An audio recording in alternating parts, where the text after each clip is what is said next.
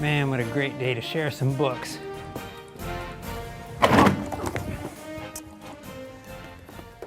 One of the biggest problems that people make when they go out to share books is they try to share too many too soon. What we need to do is set some goals for ourselves.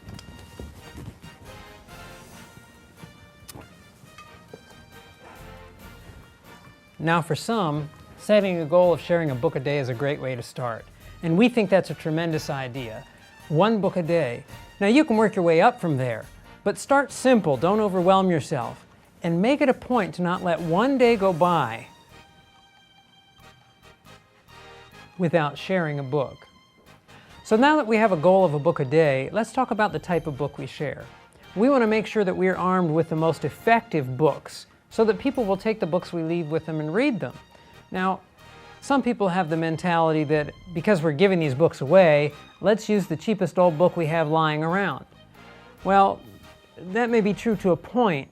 We don't want to spend too much on books that we're giving away so we can give more away. But our goal isn't just to get books in people's hands. We want them to actually read the books we leave. I mean, some people take books that are so torn up and chewed up that when people receive them, they may receive them with a smile, but the next thing you know, they're throwing them in the trash can and they never do read your book. Thankfully, Remnant Publications provides books that will address both your wallet and still provide excellent quality books that will entice people to open them and read the truths contained within. Now, the first thing you want to look for in a good book is a nice cover. You take the cover on this book, America in Prophecy by Remnant. Now, there's a couple things about this. First, it's eye-catching. Now, I know you've heard that you shouldn't judge a book by its cover, but the reality is most people do. And if the cover entices them, they'll want to look inside. The next thing we want to do is take a look inside the book. Make sure your paper is a nice bright white.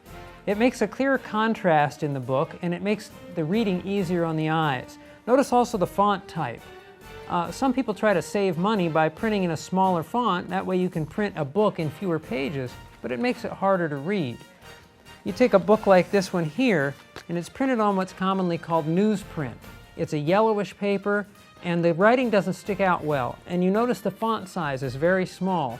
It's just not a book that people will typically want to read. Another thing is you want to make sure the book opens easily.